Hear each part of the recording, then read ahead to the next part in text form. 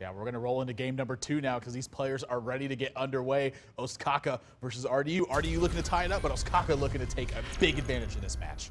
Yeah, again, we said it, he kind of gets that sigh of relief after winning game 1. If he wins this one, that's got to be huge for him. And again, we see another Arcane Golem in his deck. Yeah, I actually really like that he's been turning up the heat here a little bit since it's so unexpected from him to be doing these kinds of things. Speaking of heat, this matchup, RDU's bringing the pain too. Yeah, he had a Wolf Rider in his opening hand. Did choose a mulligan in a way. I just saw an Argent Squire into a shielded That's going to tear up RDU a little bit. Does have Leper Gnome. And, this is a King Mukla as we're here as well. Yeah, Ostkaka playing a much more aggressive build. Stuff like Divine Favor going to be found in here as well. And Speak of the Devil.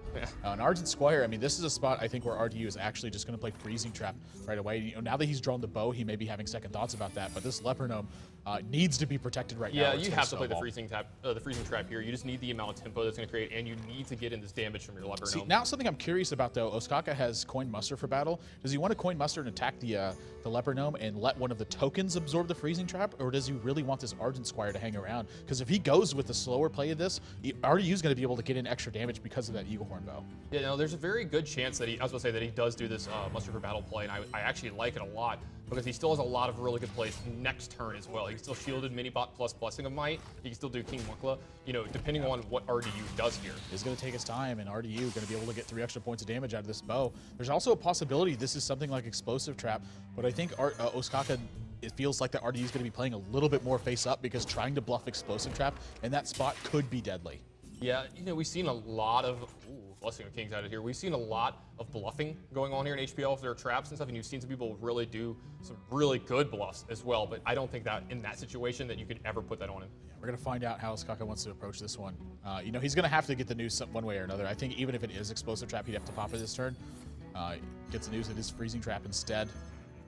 And now, with the fact that RDU doesn't have any minions on board, I mean, this looks like a spot where you could just very easily play King Mukla, but, that having the Divine Shields out is going to make your board so resilient that maybe this is just better. I mean, he gets in the extra damage this turn. Yeah, he gets in the extra damage this turn, and then you can follow it up with something like Blessing of Kings. Next turn, you've already seen 1 Freezing Trap out of RDU's deck, so there's only possibly 1 left. We don't know if he's playing 2 or not, but they usually play about 2.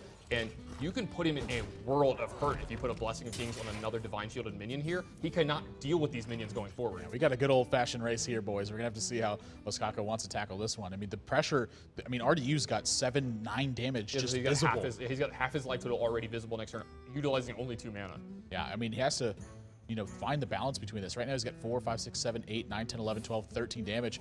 I mean, he's going to put the test to RDU, it looks like. He wants to just push purely for damage. I love this because it's going to put RDU down to 10, and he has 10 power between his 2 Divine Shielded minions, and RDU does not have a clean answer to this. Yeah, I mean, that's an excellent point in this scenario. RDU really on a back foot here. What do you do from here? We actually, Caldy took a similar position to this too, where he actually said the best way to control the game was the very aggressive line. So that's exactly what Ostkaka's doing.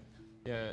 RDU just short of being able to do like 15 this turn, but it's not going to be good enough, so he's going to have to get a little defensive here. He's going to start with Piloted Shredder. Yeah, I'm trying to... How does he get out of the game? He needs a really good... One-Eye Cheat is not going to be good enough this turn, and 6, 7, 8, 9 damage staring across the board. I mean, if you see a single point of damage from Ostkaka, this game is actually over right now. Yeah, he's actually got a Night Juggle to his hand too, and there's going to be some chances that he's going to be able to play a lot of minions behind it as well. Yeah, Blessing of Kings is going to be more than enough. A 10-10 shielded mini-bot going to finish off this game, and Ostkaka going to take a 2-0 lead here. This is not at all what I've expected from Ostkaka in this match. I fully expected Ostkaka to win this match. That's why I picked him to win, and you know what? I expected this. I'm not talking about the wins. I'm talking about the strategies that he's been applying. I mean, it looks to me like RDU is even being caught off guard by this definitely being caught off guard. I mean, who wouldn't be? Ostkaka is the control master. He's known for Freeze Mage, and he's had Arcane Golem in both his decks so I mean, this is really kind of showing you the beauty of the HPL format where players can make these kind of adaptations. RDU looks like he's very thrown off by this, and this is really where these aggressive strides have their biggest mark, is when you catch people off guard. When they're not playing honestly, 2/2s that turn into 6/6s via Blessing of Kings become monstrous. I mean, a lot of times people will have stuff like Iron Beak Owl in their decks to deal with these kinds of minions. Really, the only time you need Iron Beak Owl in your deck against Ostkaka traditionally is against something like Doomsayer. Yeah, I was just about to say, where does RDU go from here? What if Ostkaka does freeze Mage him next round? I don't know, but he's got to figure out something. If you guys want to see the very quick recaps so far from this game, you can head over to pvplive.net and check them out for yourself. See exactly how Ostkaka is putting RDU on the back foot and what a drastic change it is in his style. Go look at his past matches in his competitive history. This is a very, very unexpected thing to see from Ostkaka, and because of that, he's finding himself now at a 2-0 lead here versus RDU, and he's got to do something to turn this around, and he's got to turn it around fast. When we come back, we're going to be getting into game number 3, and Ostkaka is on match point, and RDU needs 3 straight if he wants to get on the board here. Don't go anywhere, guys. You're watching Hearthstone on PvP Live.